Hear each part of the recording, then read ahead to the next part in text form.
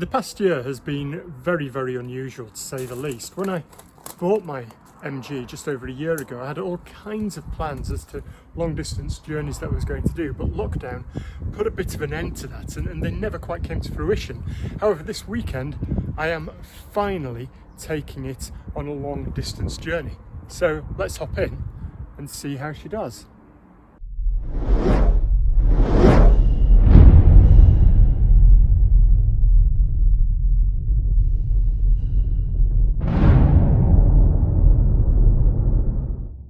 Now I'm going to be travelling from Marlborough in Wiltshire to Huddersfield in West Yorkshire, which is a distance of about 210 miles, and as such it does mean I'm going to have to stop at least once on the journey.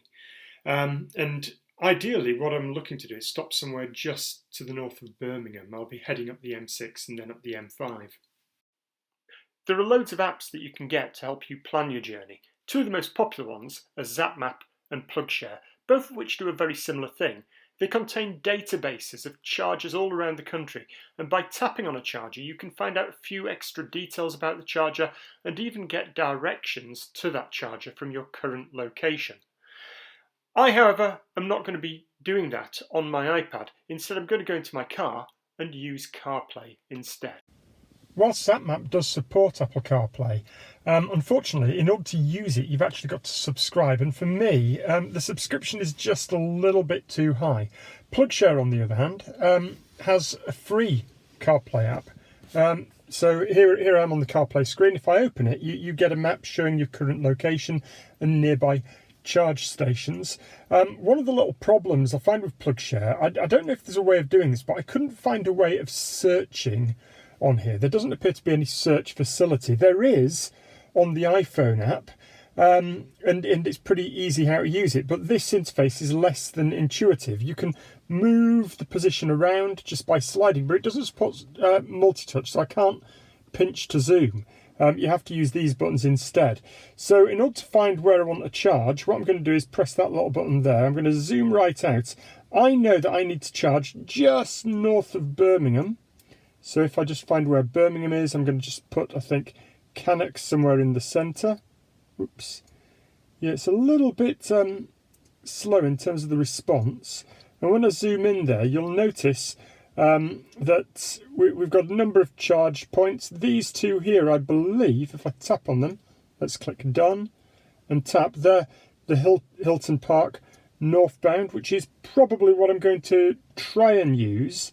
It is GridServe. I know that in the past people have had some poor comments to say about Ecotricity, and I'm not sure how many chargers they've got there. So I'm just a little bit worried in case I get there and either it doesn't work or the chargers themselves are already occupied. So if that doesn't work out for me, my backup plan is going to be to go to here, to Penkridge, where if I tap on that, actually tapping on it doesn't seem to do anything. Penkridge Retail Park, if I tap on that, we can look at some details of this charger, and that's going to be my backup. It's actually, I believe it's an Instavolt charger. I think there are a couple of them there, so hopefully that should be a sure thing. So what I'm going to do is tap on directions, and what it should do now is it will take me to Apple Maps and give me directions in order to get there.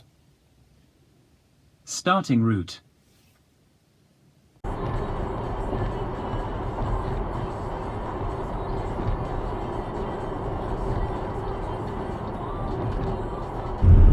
The range of the ZSEV is more in line with city cars such as the Honda E than it is with modern electric family cars such as the ID3. So it lacks really the range, I suppose, to be a fully fledged long distance cruiser.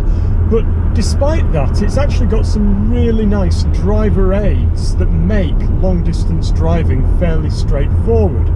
The main of these is the MG Pilot system. Now, MG Pilot consists of two parts. First of all, you've got the adaptive cruise control, and secondly, you've got the lane keep assistance system. Now, the lane keep assistance system, to be frank, it was one of the first things I turned off when I first bought this vehicle. When I purchased it, it was actually activated, but I found it so annoying that within a few miles of leaving the dealership, I stopped, looked at the manual and turned it off. The system consists of three sorts of levels. The first, most basic level is a lane departure warning, which essentially whenever it sees you... Speed limit camera ahead. Whenever it sees you leaving a lane, it basically just beeps at you to let you know that you've left a lane.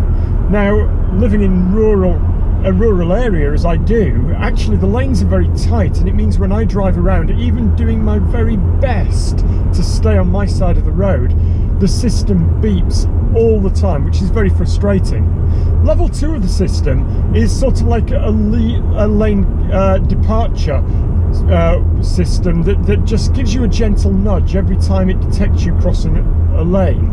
The nudge is not enough really to prevent you from doing deliberate manoeuvres. It just sort of like gives you a helpful reminder, like just a tap on the shoulder. The third level, which is what is used in the MG Pilot system, is the Lane Keep Assist. And with the Lane Keep Assist, in principle, it will actually keep you in the centre of your lane all on its own. Now, I'm driving on a motorway at the moment, I've got it activated. You have to keep your hands on the steering wheel, and for legal reasons I'm not going to remove them, but trust me, if I was to remove them, it would actually keep this lane very, very well. The system does a good job of imitating Tesla's autopilot. It's not quite as refined, and it does occasionally lose track of where the lanes are, especially if the lines are a little bit faint, but on motorways and A roads it does a great job. The other part of the system is the adaptive cruise control. Now, with the adaptive cruise control, you've got a little radar sensor on the front of the car which measures the distance to the vehicle in front. It can actually tell whether you're catching up to the vehicle or whether the vehicle is pulling away from you, and it takes that into account in the system and tries to keep you at a fixed, safe distance from the vehicle in front. If it detects that you're approaching the vehicle, it will release the power and apply the brakes, and if the vehicle is pulling away from you, then it will take you up to your maximum speed. I've heard a few people complain about the adaptive cruise control, that it uses the brakes rather than the regenerative braking, and that is true. But to be quite honest, providing you set it at a suitable speed for the road you're on, I've not found it to be too much of a problem. At the moment I've got it set to 60 miles an hour. I've got a little lorry just a short distance ahead, and it's just keeping a nice distance at a steady speed in front of the lorry. The only time it becomes a bit of a pain is when you have slower vehicles moving in the right hand lane, in which case really you have to either decrease your speed on the system or just turn it off and lower your speed manually. Other than that, I've found it works really, really well.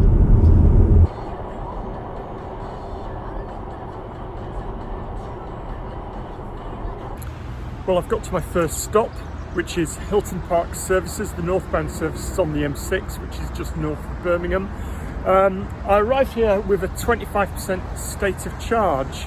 In fact, the charge battery warning light came on just as I was pulling into the service station.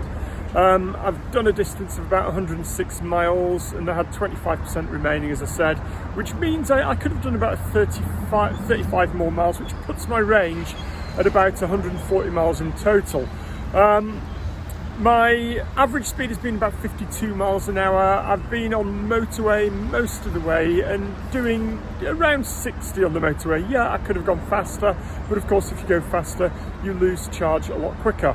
I've plugged into one of the new Grid Serve chargers, and I've got to say I've never used any of the old electric highway chargers before. In fact, this is only the second rapid charger I've ever used. And the Grid Serve charger, it worked really, really well. It was very simple to use. In fact, worked just as well as my previous experience with InstaVolt. I simply plugged in the vehicle, tapped my card against the machine, and it started after a couple of minutes. It took about a couple of minutes just to set up communication with the car, and it's charging really fast. I don't know what the rate of charge is, I've not looked at that, but it's currently at 82%. and I've been here half an hour, something like that. I'll probably just let it charge a little bit more before I move on. It is early morning, which means there's no one else here other than down in some Tesla bays, which are a little bit further down, just down there. There's no one charging, so I had no difficulty getting in here. But I have heard some horror stories recently of people having to queue for charges on motorways, and when it's taking you maybe 45 minutes to charge, for a person to charge, if you're waiting after two other people to queue, that's one hell of a wait, especially given that you're limited to just 2 hours maximum parking at motorway services. It does pose a bit of a problem, and over the summer, from what I hear, these places have been busy. So I was expecting to have to go up the road a bit further to Penkridge, but actually, as things have turned out, it's worked out really, really well for me, and I'm quite pleased with how things are going. So I think in a couple of minutes I'm going to unplug and I'm going to head off up the road.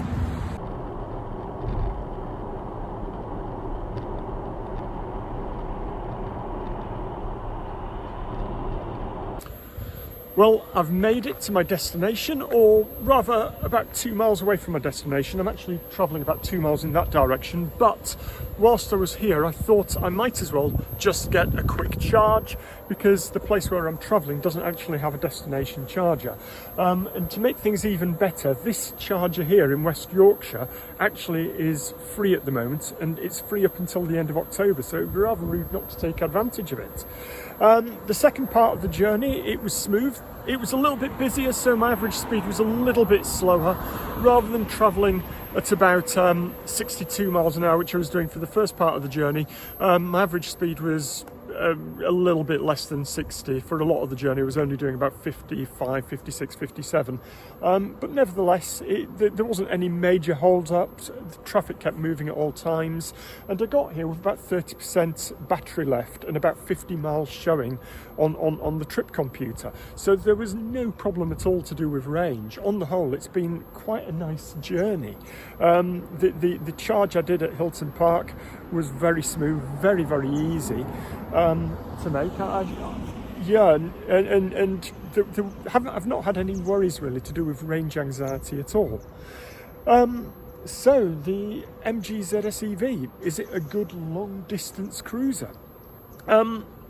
Actually, I'm going to be a bit critical here, and I'm going to say no, even though this has been quite a good journey. And no, for a few reasons. First of all, let me just say I do love this car. This car suits me to the ground in terms of what I do day to day. It's brilliant. I've had no issues with it in terms of getting to work, travelling around the local area, doing my shopping, doing little trips here, there, everywhere. But for long distances, I don't think the range is enough, even though it's been fine getting here. It has been pretty accurate with the range, actually, but bear in mind it is summer.